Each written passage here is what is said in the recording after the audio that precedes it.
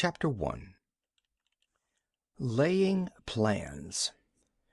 Sun Tzu said, "The art of war is of vital importance to the state. It is a matter of life and death, a road either to safety or to ruin. Hence it is a subject of inquiry which can on no account be neglected." The art of war, then, is governed by 5 constant factors to be taken into account in one's deliberations when seeking to determine the conditions obtaining in the field. These are: 1. The moral law. 2. Heaven. 3. Earth. 4. The commander. 5. Method and discipline. The moral law causes the people to be in complete accord with their ruler, so that they will follow him regardless of their lives, undismayed by any danger. Heaven signifies night and day, cold and heat, times and seasons. Earth comprises distances, great and small, danger and security, open ground and narrow passes, the chances of life and death. The commander stands for the virtues of wisdom, sincerity, benevolence, courage, and strictness.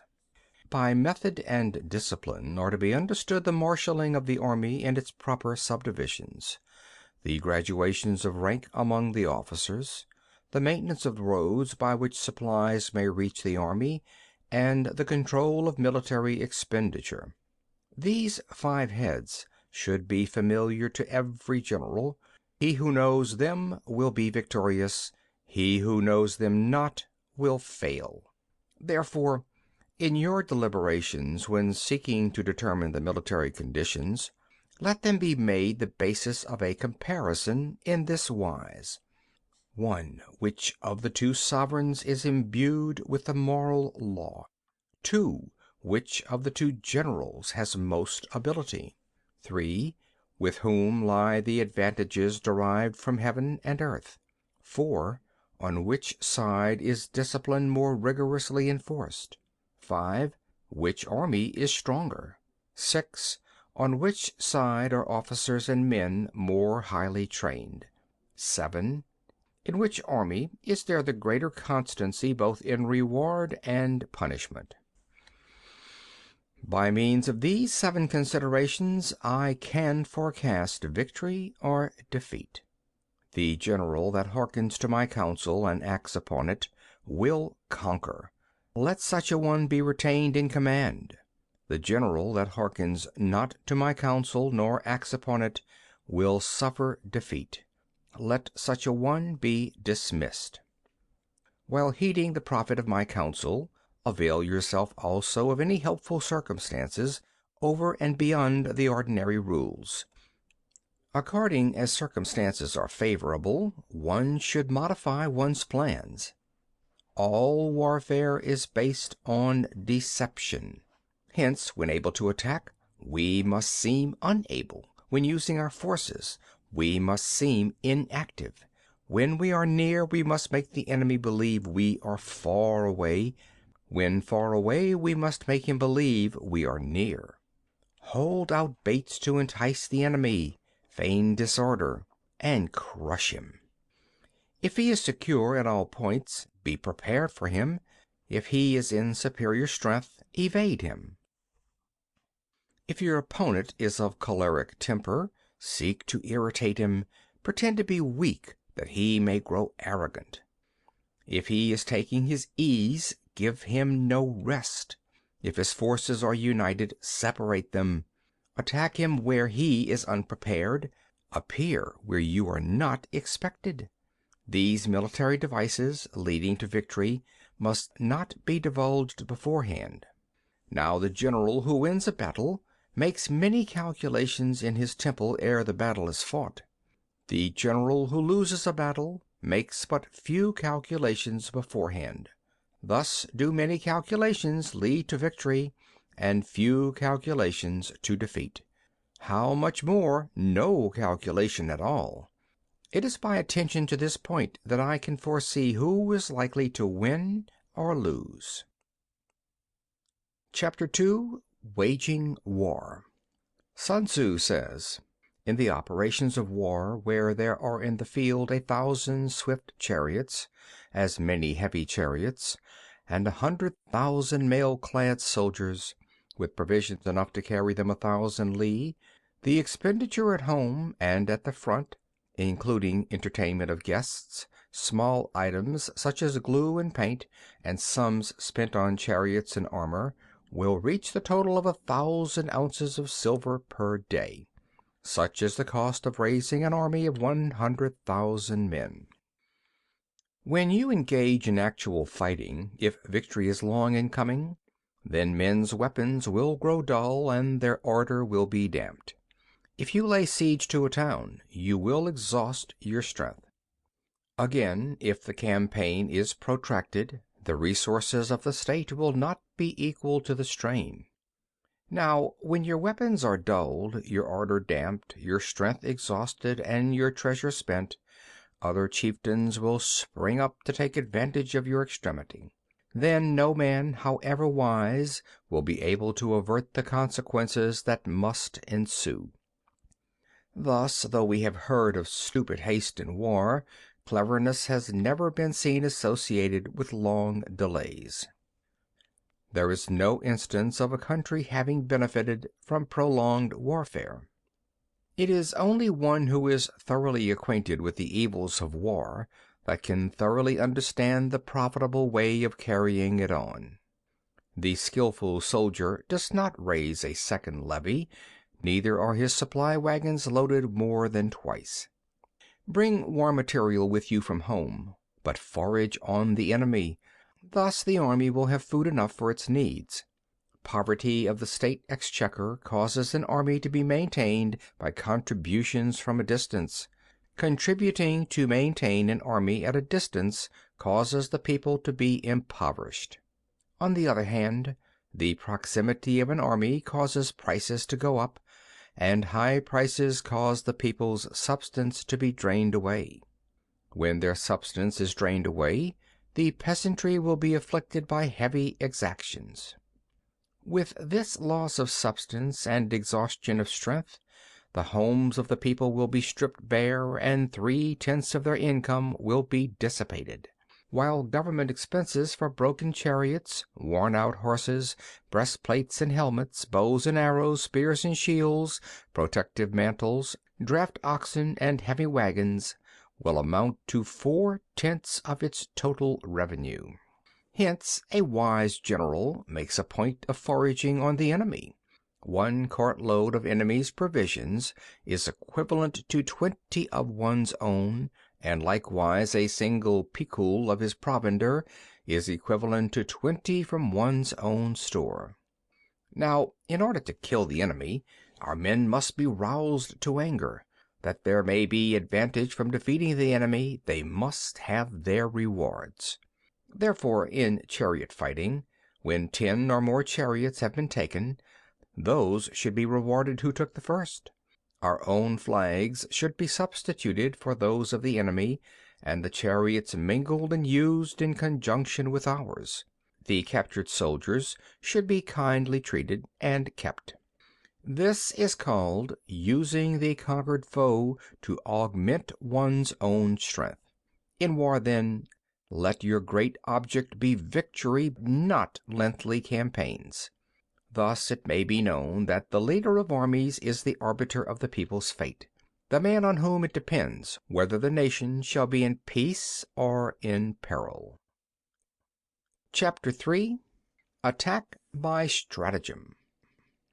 Sun Tzu said, "In the practical art of war, the best thing of all is to take the enemy's country whole and intact. To shatter and destroy it is not so good. So, too, it is better to recapture an army entire than to destroy it, to capture a regiment, a detachment, or a company entire than to destroy them. Hence, to fight and conquer in all your battles is not supreme excellence. Supreme excellence consists in breaking the enemy's resistance without fighting. Thus, the highest form of generalship is to balk the enemy's plans. The next best is to prevent the injunction of the enemy's forces. The next in order is to attack the enemy's army in the field, and the worst policy of all is to besiege walled cities. The rule is not to besiege walled cities if it can possibly be avoided. The preparation of mantlets, movable shelters, and various implements of war will take up 3 whole months, and the piling up of mounds over against the wall will take 3 months more. The general, unable to control his irritation, will launch his men to the assault like swarming ants, with the result that 1/3 of his men are slain while the town still remains untaken. Such are the disastrous effects of a siege. Therefore the skillful leader subdues the enemy's troops without any fighting. He captures their cities without laying siege to them. He overthrows their kingdom without lengthy operations in the field. With his forces intact, he will dispute the mastery of the empire, and thus, without losing a man, his triumph will be complete. This is the method of attacking by stratagem. It is the rule in war, if our forces are 10 to the enemy's 1, to surround him; if 5 to 1, to attack him; if twice as numerous, to divide our army into 2. If equally matched, we can offer battle; if slightly inferior in numbers, we can avoid the enemy; if quite unequal in every way, we can flee from him. Hence, though an obstinate fight may be made by a small force, in the end it must be captured by the larger force. Now, the general is the bulwark of the state. If the bulwark is complete at all points, the state will be strong. If the bulwark is defective, the state will be weak. There are 3 ways in which a ruler can bring misfortune upon his army. 1. By commanding the army to advance or to retreat, being ignorant of the fact that it cannot obey. This is called hobbling the army. 2. By attempting to govern an army in the same way as he administers a kingdom, being ignorant of the conditions which obtain in an army. This causes restlessness in the soldiers' minds. 3. By employing the officers of his army without discrimination, through ignorance of the military principle of adaptation to circumstances. This shakes the confidence of the soldiers. But when the army is restless and distrustful, trouble is sure to come from the other feudal princes. This is simply bringing anarchy into the army and flinging victory away. Thus we may know that there are 5 essentials for victory. 1. He will win who knows when to fight and when not to fight. 2. He will win who knows how to handle both superior and inferior forces. 3. He will win whose army is animated by the same spirit throughout all its ranks. 4. He will win who, prepared himself, waits to take the enemy unprepared. 5. He will win who has military capacity and is not interfered with by the sovereign. Hence the saying, if you know the enemy and know yourself, you need not fear the result of 100 battles. If you know yourself but not the enemy, for every victory gained you will also suffer a defeat. If you know neither the enemy nor yourself, you will succumb in every battle. Chapter 4. Tactical Dispositions. Sun Tzu said, "The good fighters of old first put themselves beyond the possibility of defeat, and then waited for an opportunity of defeating the enemy. To secure ourselves against defeat lies in our own hands, but the opportunity of defeating the enemy is provided by the enemy himself. Thus the good fighter is able to secure himself against defeat, but cannot make certain of defeating the enemy. Hence the saying, one may know how to conquer without being able to do it." Security against defeat implies defensive tactics. Ability to defeat the enemy means taking the offensive. Standing on the defensive indicates insufficient strength. Attacking, a superabundance of strength. The general who is skilled in defense hides in the most secret recesses of the earth. He who is skilled in attack flashes forth from the topmost heights of heaven. Thus, on the one hand, we have the ability to protect ourselves, on the other, a victory that is complete. To see victory only when it is within the ken of the common herd is not the acme of excellence. Neither is it the acme of excellence if you fight and conquer, and the whole empire says, "Well done." To lift an autumn hare is no sign of great strength. To see the sun and moon is no sign of sharp sight. To hear the noise of thunder is no sign of a quick ear. What the ancients called a clever fighter is one who not only wins but excels in winning with ease. Hence his victories bring him neither reputation for wisdom nor credit for courage. He wins his battles by making no mistakes. Making no mistakes is what establishes the certainty of victory, for it means conquering an enemy that is already defeated. Hence the skillful fighter puts himself into a position which makes defeat impossible, and does not miss the moment for defeating the enemy. Thus it is that in war the victorious strategist only seeks battle after the victory has been won, whereas he who is destined to defeat first fights and afterwards looks for victory. The consummate leader cultivates the moral law and strictly adheres to method and discipline. Thus it is in his power to control success. In respect of military method, we have firstly, measurement; secondly, estimation of quantity; thirdly, calculation; fourthly, balancing of chances; fifthly, victory. Measurement owes its existence to earth, estimation of quantity to measurement, calculation to estimation of quantity, balancing of chances to calculation, and victory to balancing of chances. A victorious army opposed to a routed one is as a pound's weight placed in the scale against a single grain. The onrush of a conquering force is like the bursting of pent-up waters into a chasm 1,000 fathoms deep. Chapter 5. Energy. Sun Tzu said, "The control of a large force is the same principle as the control of a few men. It is merely a question of dividing up their numbers. Fighting with a large army under your command is nowise different from fighting with a small one. It is merely a question of instituting signs and signals. To ensure that your whole host may withstand the brunt of the enemy's attack and remain unshaken, this is effected by maneuvers direct and indirect. That the impact of your army may be like a grindstone dashed against an egg, this is effected by the science of weak points and strong. In all fighting, the direct method may be used for joining battle, but indirect methods will be needed in order to secure victory.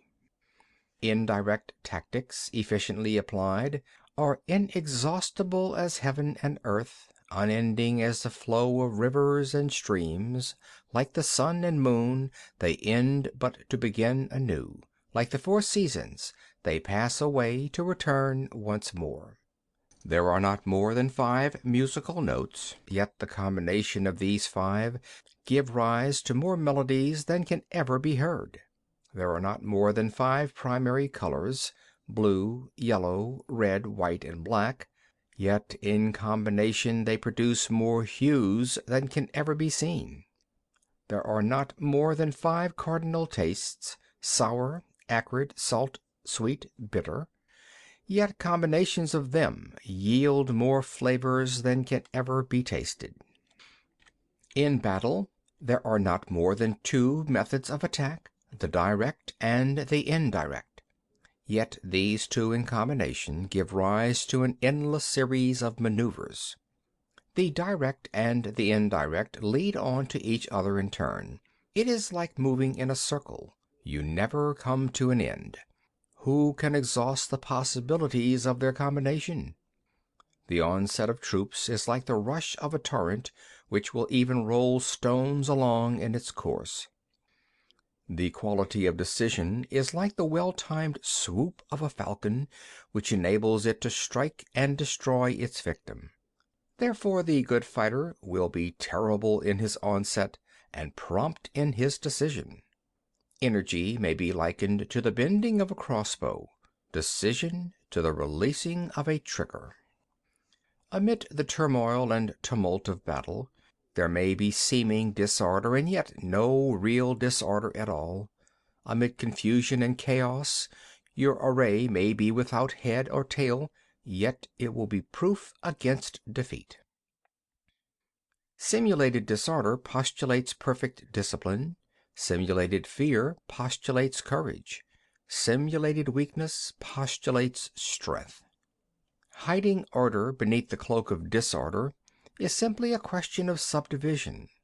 Concealing courage under a show of timidity presupposes a fund of latent energy. Masking strength with weakness is to be effected by tactical dispositions. Thus, one who is skillful at keeping the enemy on the move maintains deceitful appearances, according to which the enemy will act. He sacrifices something that the enemy may snatch at it.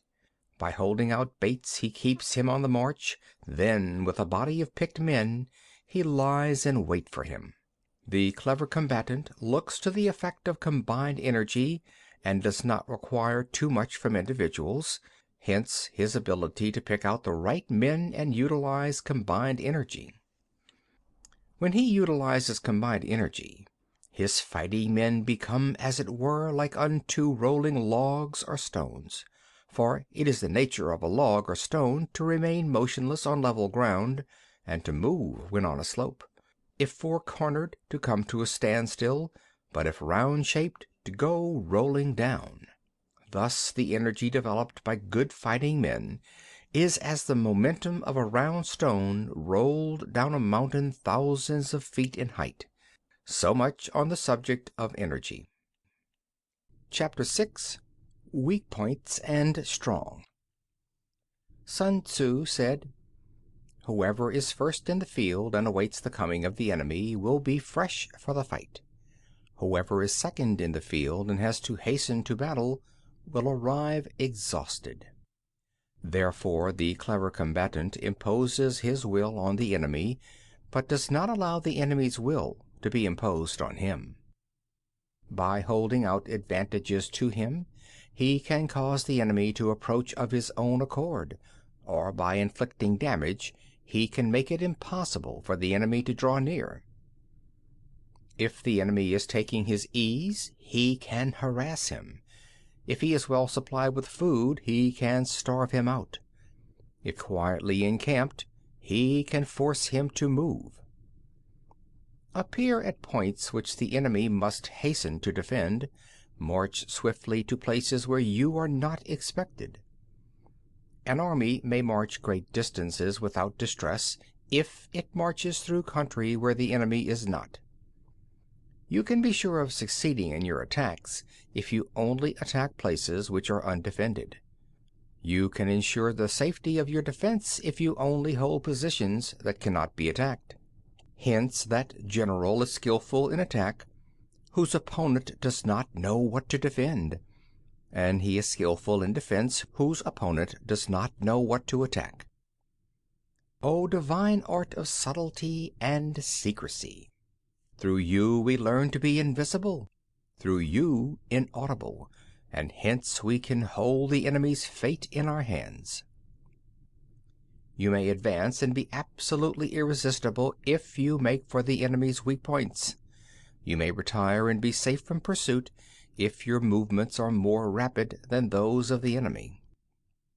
If we wish to fight, the enemy can be forced to an engagement even though he be sheltered behind a high rampart and a deep ditch. All we need do is attack some other place that he will be obliged to relieve. If we do not wish to fight, we can prevent the enemy from engaging us even though the lines of our encampment be merely traced out on the ground. All we need do is to throw something odd and unaccountable in his way. By discovering the enemy's dispositions and remaining invisible ourselves, we can keep our forces concentrated while the enemy's must be divided. We can form a single united body, while the enemy must split up into fractions.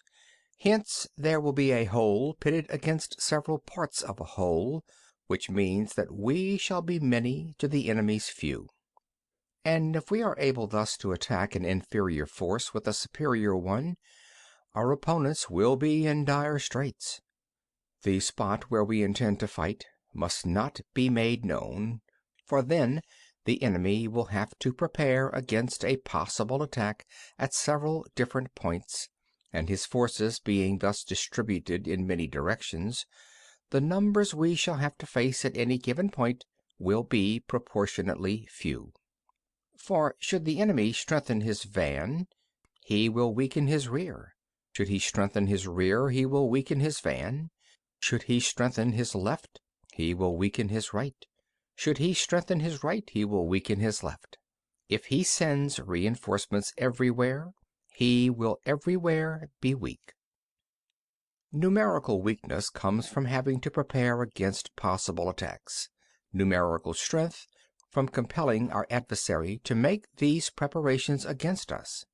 Knowing the place and the time of the coming battle, we may concentrate from the greatest distances in order to fight. But if neither time nor place be known, then the left wing will be impotent to succor the right equally impotent to succor the left, the van unable to relieve the rear, or the rear to support the van.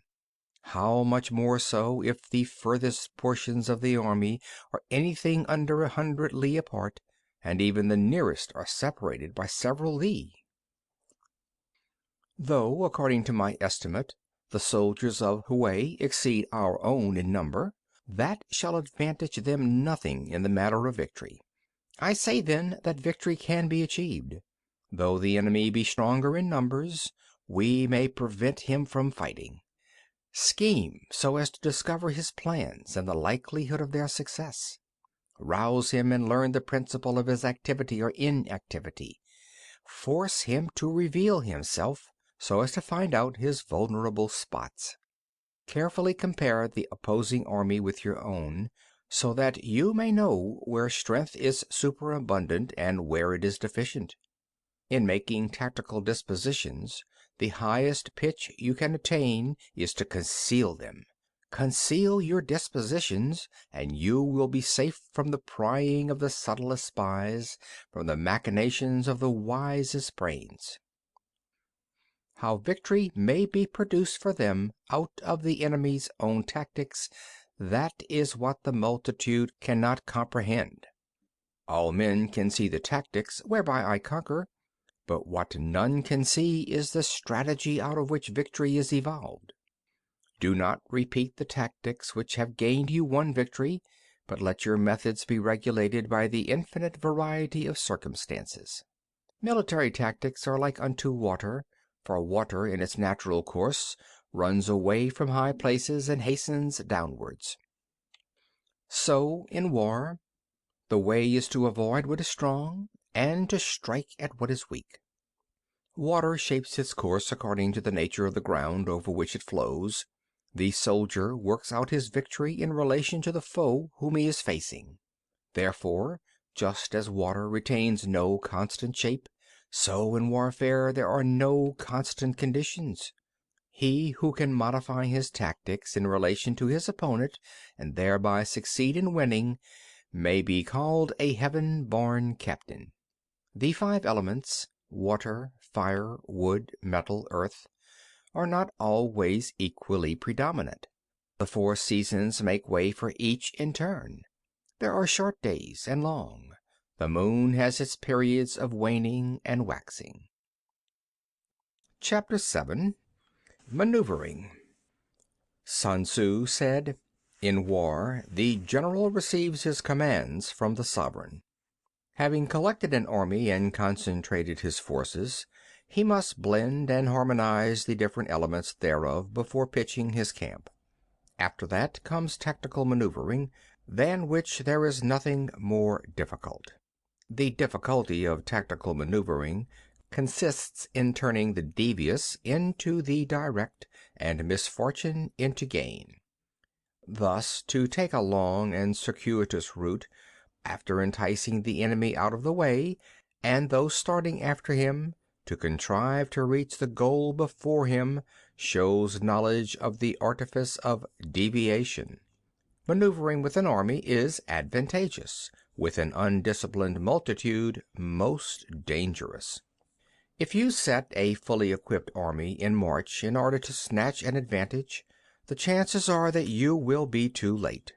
On the other hand, to detach a flying column for the purpose involves the sacrifice of its baggage and stores.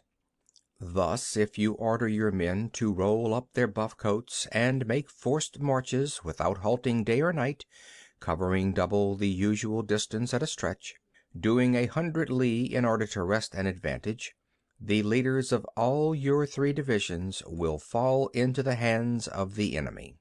The stronger men will be in front, the jaded ones will fall behind, and on this plan only 1/10 of your army will reach its destination.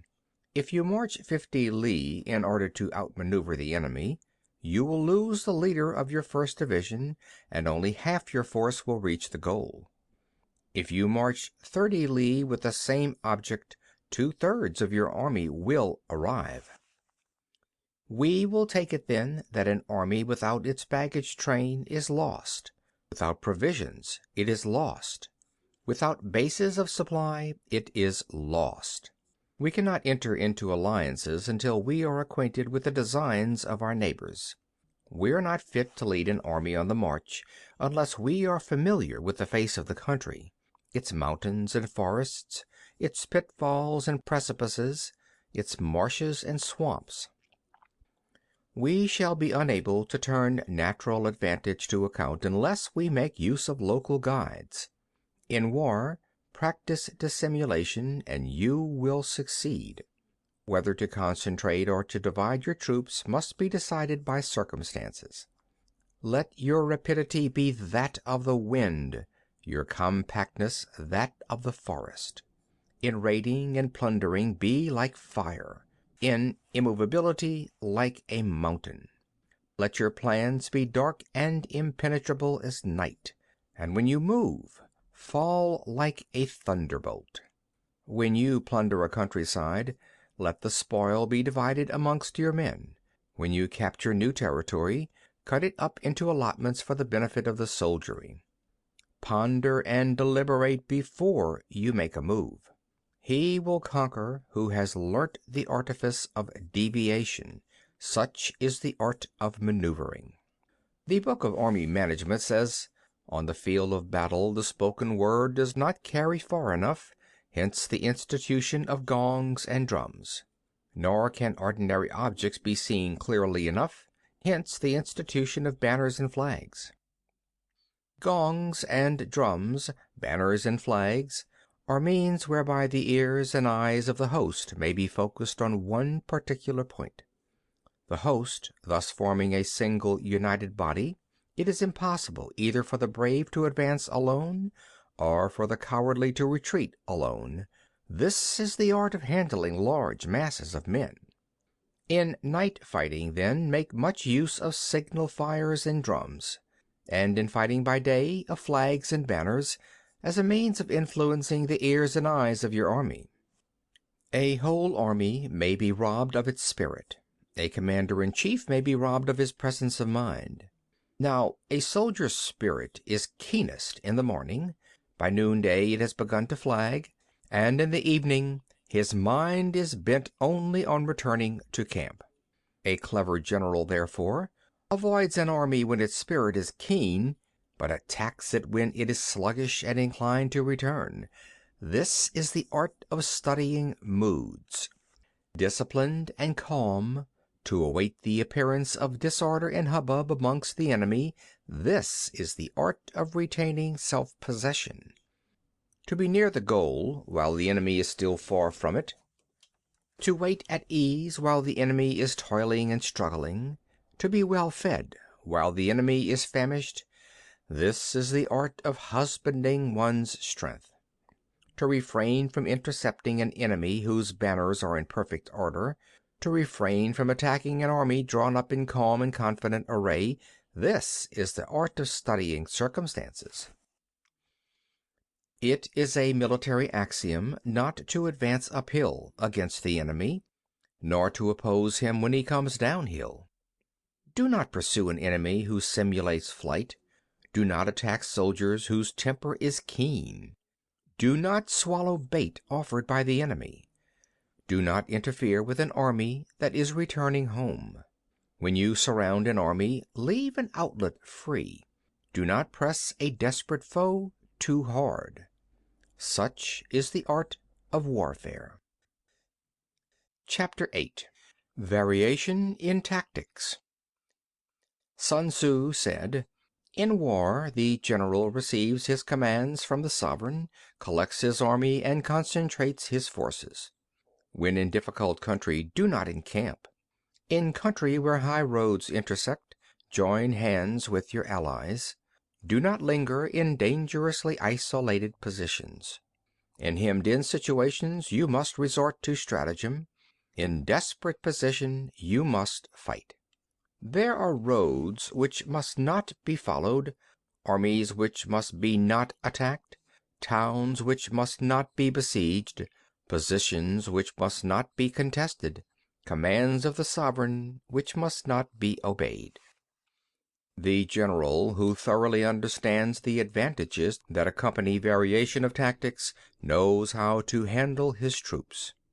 The general who does not understand these may be well acquainted with the configuration of the country, yet he will not be able to turn his knowledge to practical account. So the student of war, who is unversed in the art of war of varying his plans, even though he be acquainted with the 5 advantages, will fail to make the best use of his men. Hence the wise leader's plans, considerations of advantage and of disadvantage will be blended together. If our expectation of advantage be tempered in this way, we may succeed in accomplishing the essential part of our schemes. If, on the other hand, in the midst of difficulties we are always ready to seize an advantage, we may extricate ourselves from misfortune. Reduce the hostile chiefs by inflicting damage on them, and make trouble for them, and keep them constantly engaged. Hold out specious allurements, and make them rush to any given point. The art of war teaches us to rely not on the likelihood of the enemy's not coming, but on our own readiness to receive him; not on the chance of his not attacking, but rather on the fact that we have made our position unassailable. There are 5 dangerous faults which may affect a general. 1. Recklessness, which leads to destruction. 2. Cowardice, which leads to capture. 3. A hasty temper, which can be provoked by insults. 4. A delicacy of honor, which is sensitive to shame.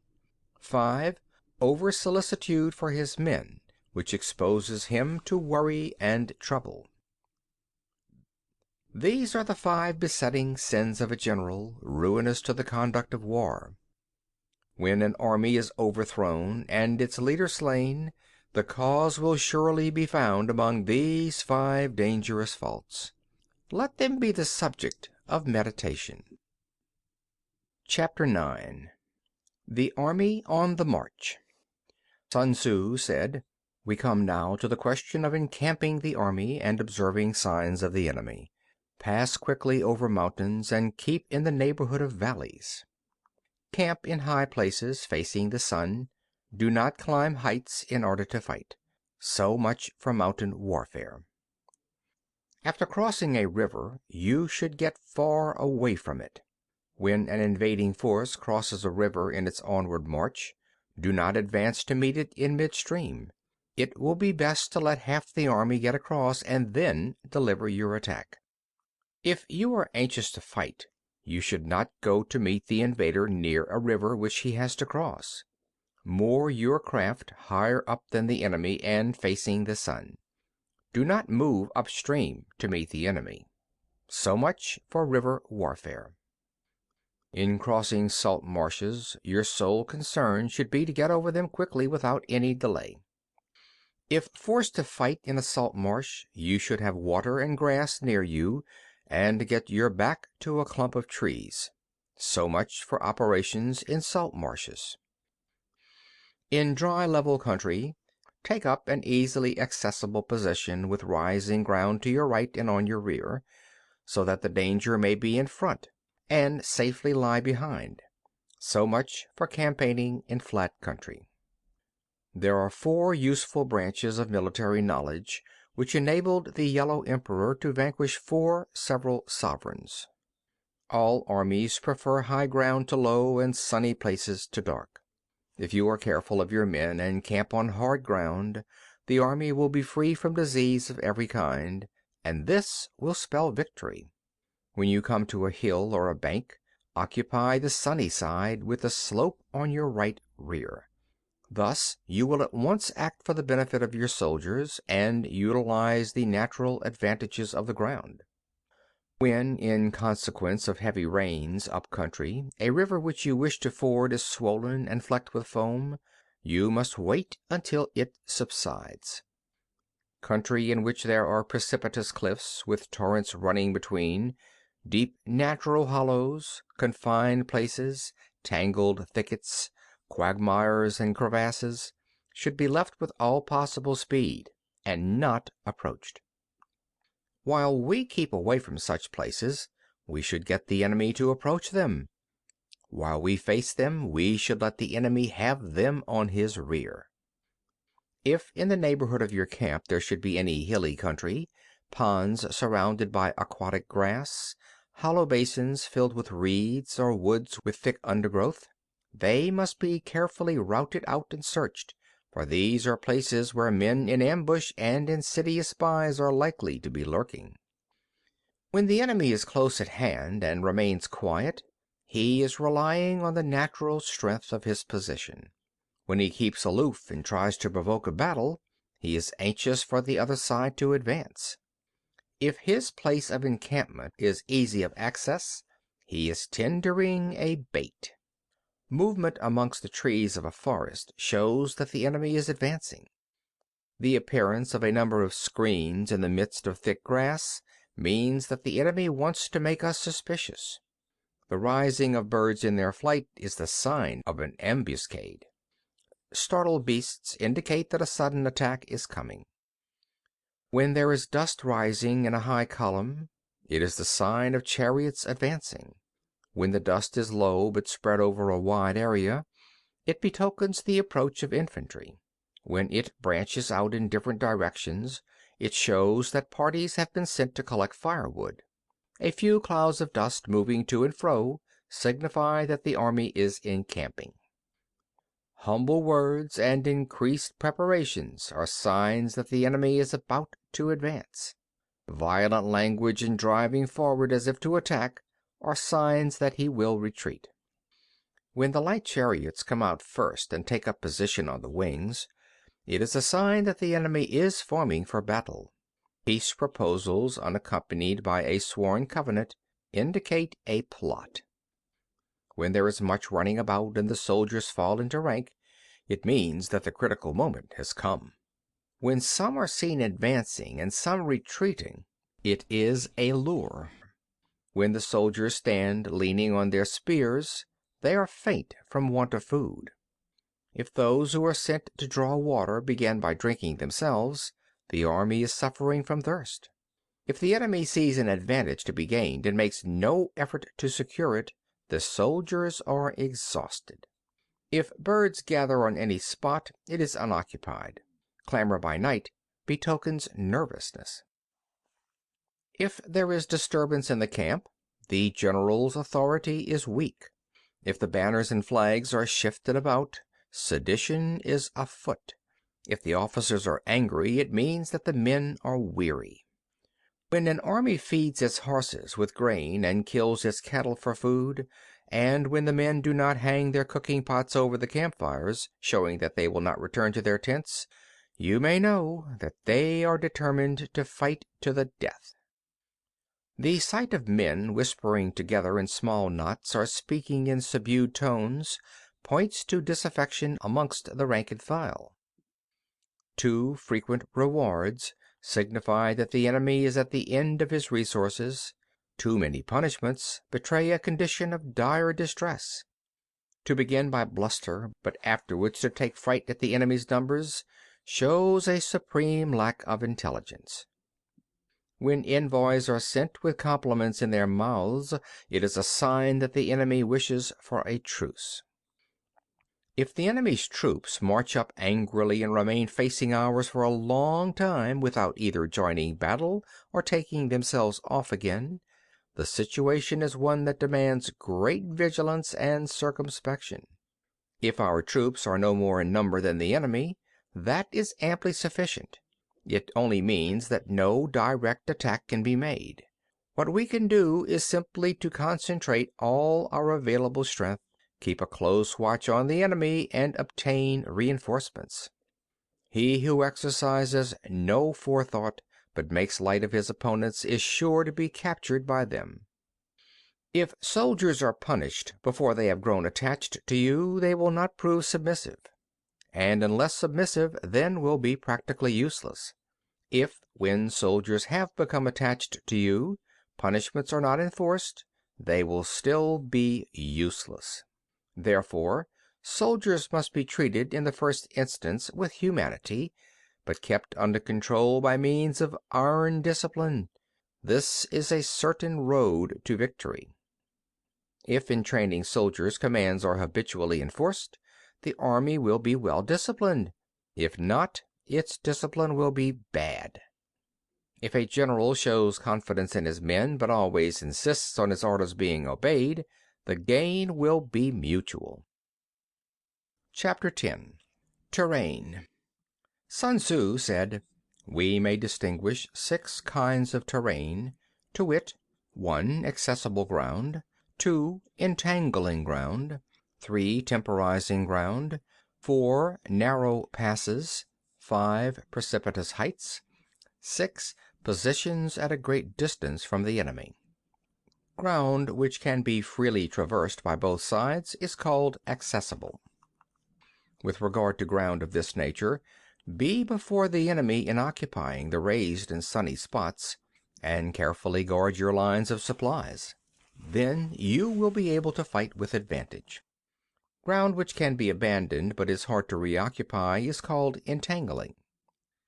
From a position of this sort, if the enemy is unprepared, you may sally forth and defeat him. But if the enemy is prepared for your coming, and you fail to defeat him, then, return being impossible, disaster will ensue.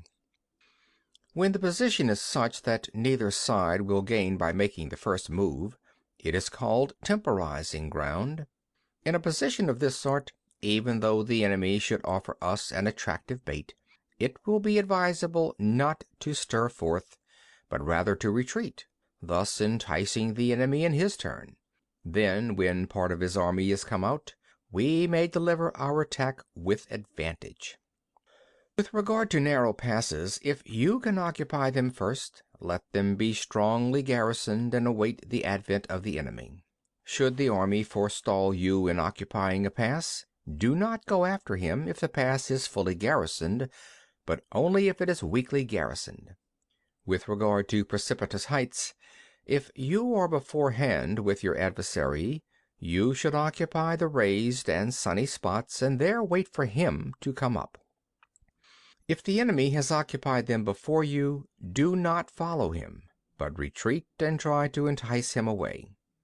If you are situated at a great distance from the enemy, and the strength of the two armies is equal, it is not easy to provoke a battle, and fighting will be to your disadvantage.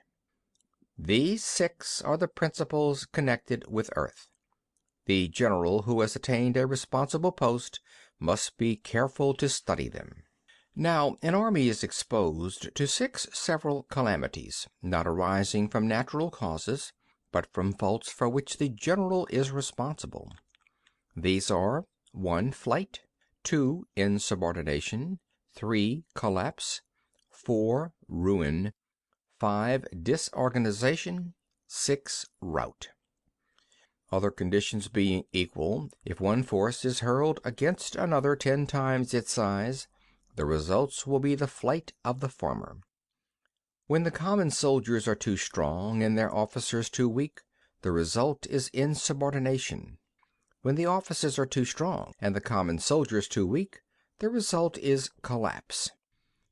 When the higher officers are angry and insubordinate, and on meeting the enemy give battle on their own account from a feeling of resentment, before the commander-in-chief can tell whether or not he is in a position to fight, the result is ruin. When the general is weak and without authority, when his orders are not clear and distinct, when there are no fixed duties assigned to officers and men, and the ranks are formed in a slovenly, haphazard manner, the result is utter disorganization. When a general, unable to estimate the enemy's strength, allows an inferior force to engage a larger one, or hurls a weak detachment against a powerful one, and neglects to place picked soldiers in the front rank, the result must be rout. There are 6 ways of courting defeat, which must be carefully noted by the general who has attained a responsible post. The natural formation of the country is the soldier's best ally, but a power of estimating the adversary, of controlling the force of victory, and of shrewdly calculating difficulties, dangers, and distances, constitutes the test of a great general.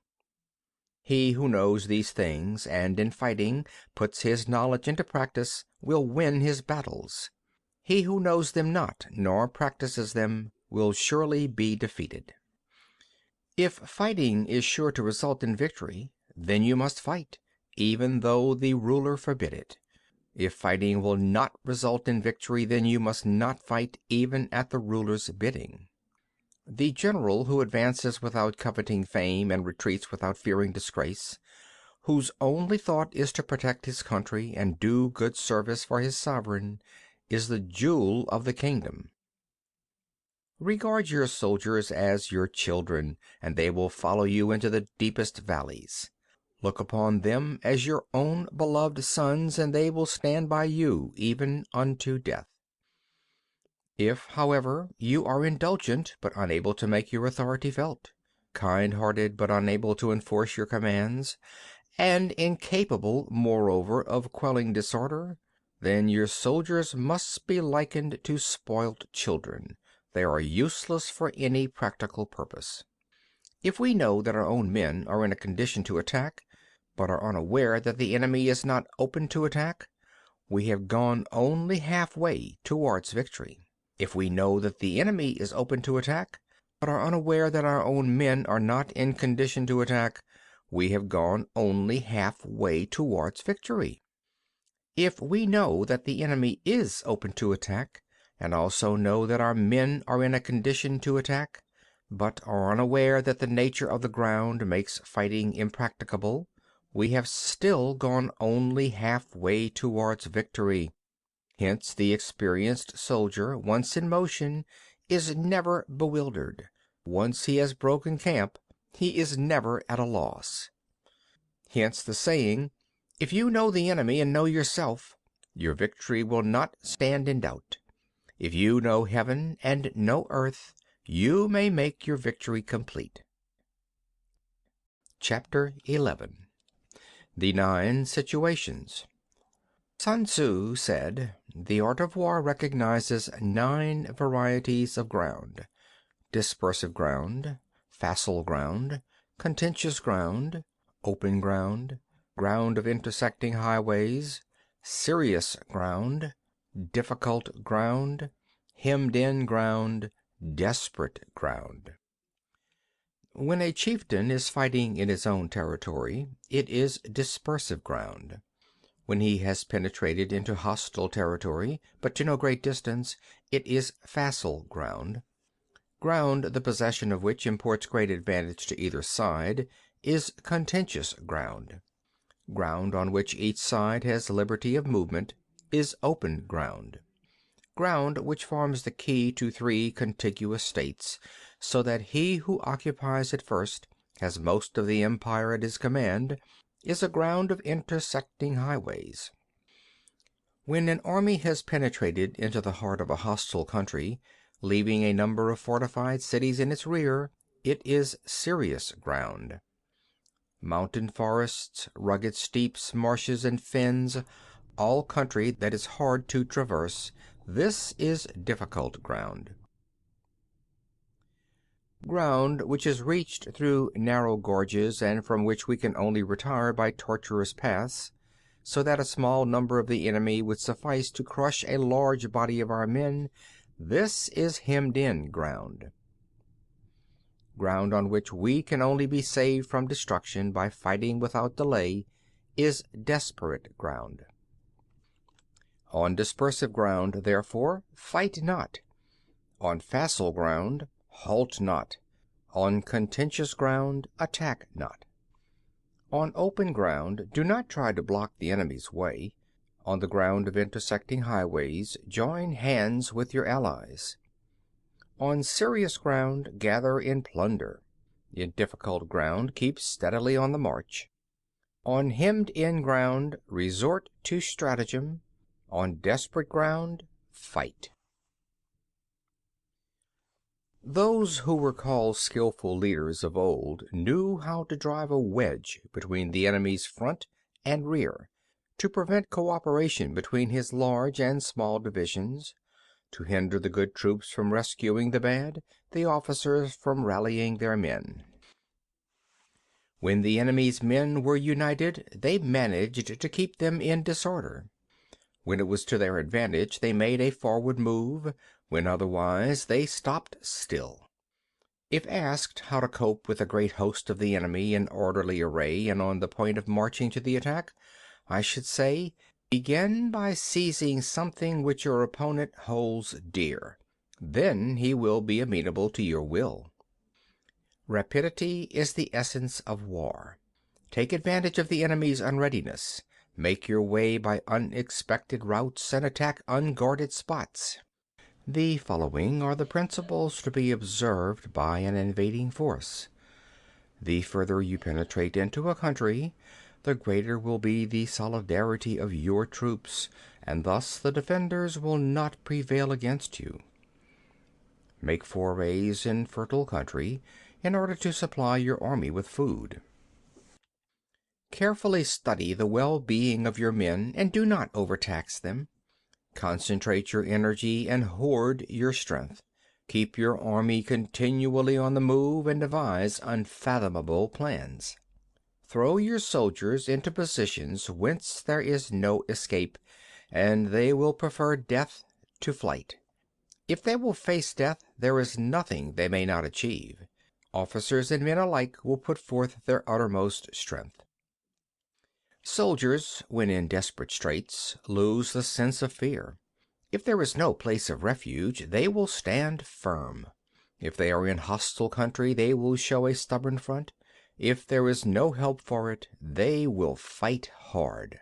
Thus, without waiting to be marshaled, the soldiers will be constantly on the qui vive, without waiting to be asked, and they will do your will without restrictions. They will be faithful. Without giving orders, they can be trusted. Prohibit the taking of omens and do away with superstitious doubts. Then, until death itself comes, no calamity need be feared. If our soldiers are not overburdened with money, it is not because they have a distaste for riches. If their lives are not unduly long, it is not because they are disinclined to longevity.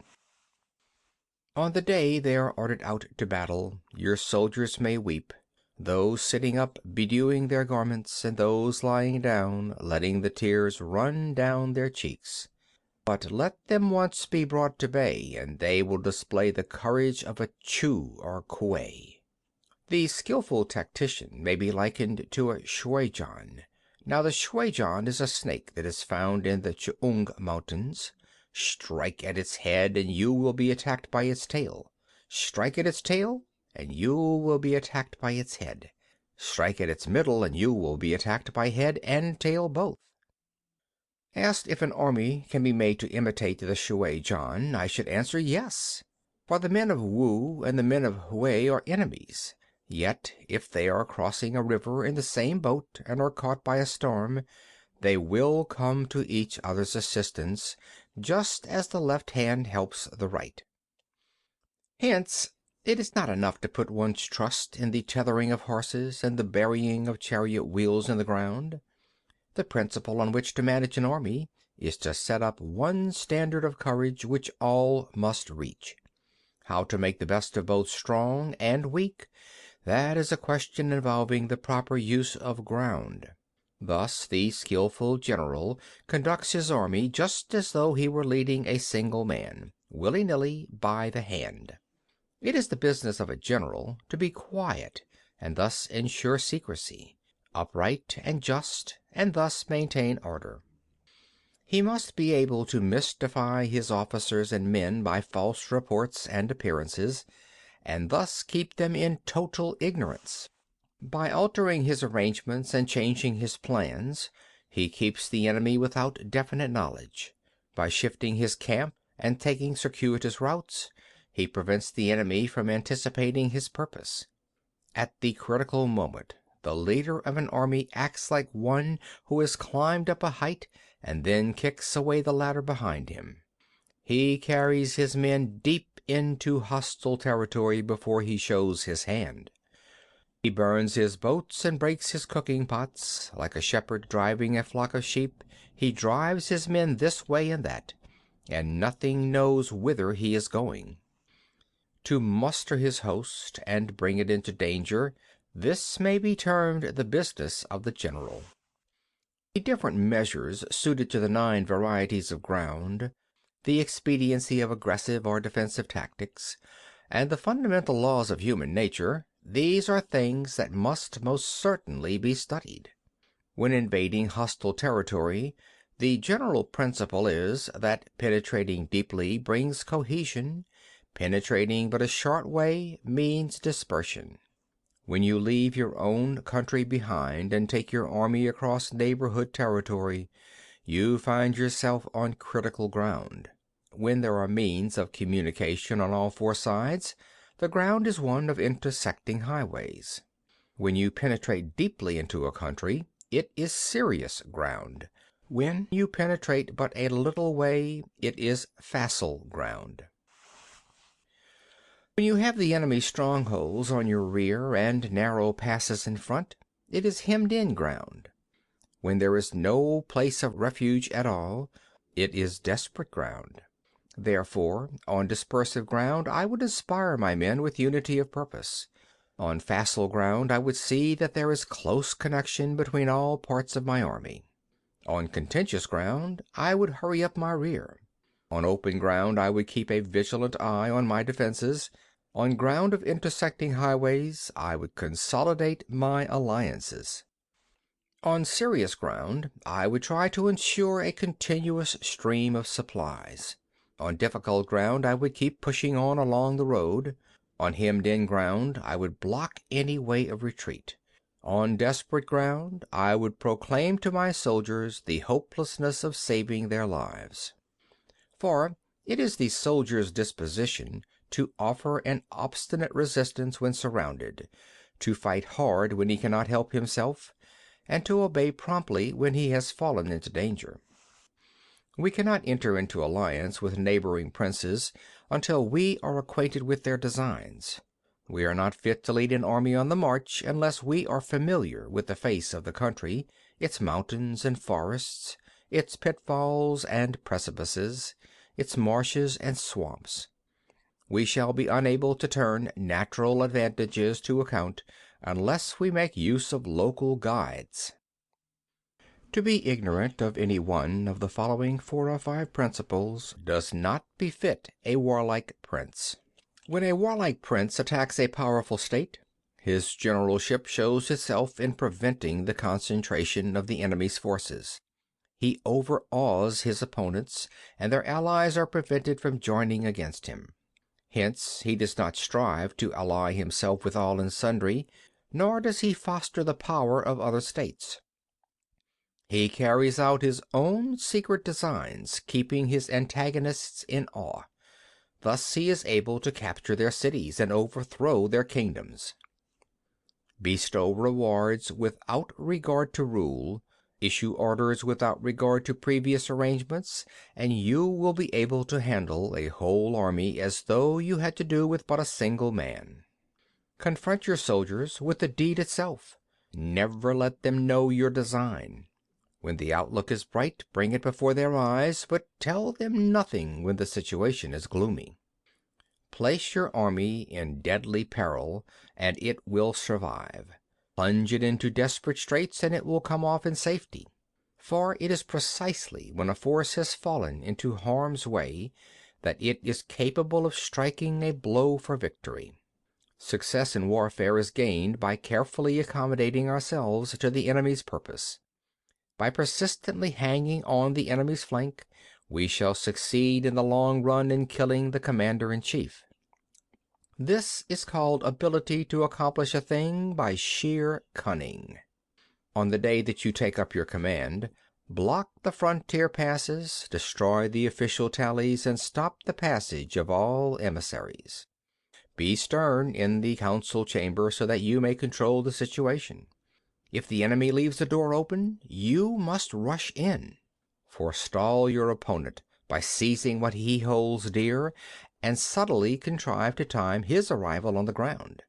Walk in the path defined by rule, and accommodate yourself to the enemy until you can fight a decisive battle. At first, then, exhibit the coyness of a maiden until the enemy gives you an opening. Afterwards emulate the rapidity of a running hare, and it will be too late for the enemy to oppose you. Chapter 12. The attack by fire. Sun Tzu said there are 5 ways of attacking with fire. The first is to burn soldiers in their camp. The second is to burn stores. The third is to burn baggage trains. The fourth is to burn arsenals and magazines. The fifth is to hurl dropping fire amongst the enemy. In order to carry out an attack, we must have means available. The materials for raising fire should always be kept in readiness. There is a proper season for making attacks with fire, and special days for starting a conflagration. The proper season is when the weather is very dry.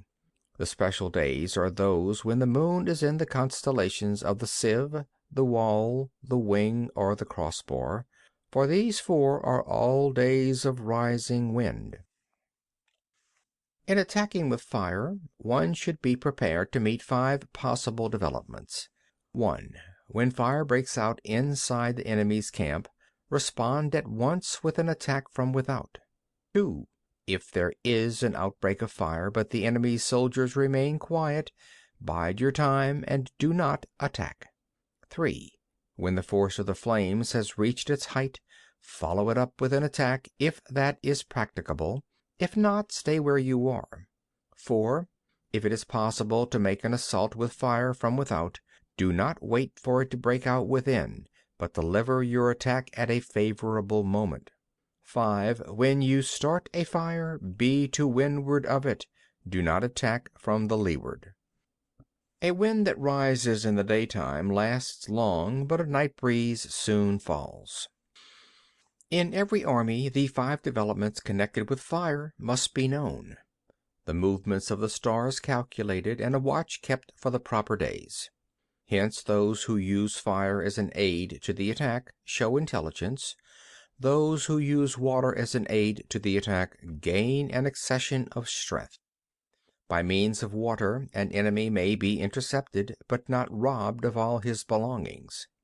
Unhappy is the fate of one who tries to win his battles and succeed in his attacks without cultivating the spirit of enterprise, for the result is waste of time and general stagnation.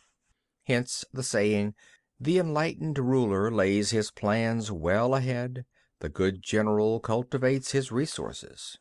Move not unless you see an advantage. Use not your troops unless there is something to be gained. Fight not unless the position is critical. No ruler should put troops into the field merely to gratify his own spleen. No general should fight a battle simply out of pique.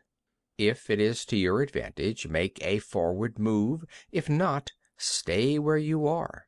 Anger may in time change to gladness, vexation may be succeeded by content. But a kingdom that has once been destroyed can never come again into being, nor can the dead ever be brought back to life. Hence the enlightened ruler is heedful, and the good general full of caution. This is the way to keep a country at peace and an army intact. Chapter 13. The Use of Spies. Sun Tzu said, "Raising a host of 100,000 men and marching them great distances entails heavy loss on the people and a drain on the resources of the state. The daily expenditure will amount to 1,000 ounces of silver. There will be commotion at home and abroad, and men will drop down exhausted on the highways. As many as 700,000 families will be impeded in their labor. Hostile armies may face each other for years, striving for victory which is decided in a single day. This being so, to remain in ignorance of the enemy's condition simply because one begrudges the outlay of 100 ounces of silver in honors and emoluments is the height of inhumanity. One who acts thus is no leader of men, no present help to his sovereign, no master of victory. Thus, what enables the wise sovereign and the good general to strike and conquer and achieve things beyond the reach of ordinary men is foreknowledge. Now, this foreknowledge cannot be elicited from spirits. It cannot be obtained inductively from experience, nor by any deductive calculation. Knowledge of the enemy's dispositions can only be obtained from other men. Hence the use of spies, of whom there are 5 classes. 1. Local spies. 2. Inward spies. 3. Converted spies. 4. Doomed spies. 5. Surviving spies. When these 5 kinds of spy are all at work, none can discover the secret system. This is called divine manipulation of the threads. It is the sovereign's most precious faculty. Having local spies means employing the services of the inhabitants of a district. Having inward spies, making use of officials of the enemy. Having converted spies, getting hold of the enemy's spies and using them for our purposes. Having doomed spies, doing certain things openly for purposes of deception, and allowing our spies to know of them and report them to the enemy. Surviving spies, finally, are those who bring back news from the enemy's camp. Hence it is that none in the whole army are more intimate relations to be maintained than with spies. None should be more liberally rewarded. In no other business should greater secrecy be preserved. Spies cannot be usefully employed without certain intuitive sagacity. They cannot be properly managed without benevolence and straightforwardness. Without subtle ingenuity of mind, one cannot make certain of the truth of their reports. Be subtle, and use your spies for every kind of business. If a secret piece of news is divulged by a spy before the time is ripe, he must be put to death together with the man to whom the secret was told. Whenever the object be to crush an army, to storm a city, or to assassinate an individual, it is always necessary to begin by finding out the names of the attendants, the aides de camp, and doorkeepers and sentries of the general in command. Our spies must be commissioned to ascertain these. The enemy spies who have come to spy on us must be sought out, tempted with bribes, led away, and comfortably housed. Thus they will become converted spies and available for our service. It is through the information brought by the converted spy that we are able to acquire and employ local and inward spies. It is owing to his information, again, that we can cause the doomed spy to carry false tidings to the enemy. Lastly, it is by his information that the surviving spy can be used on appointed occasions.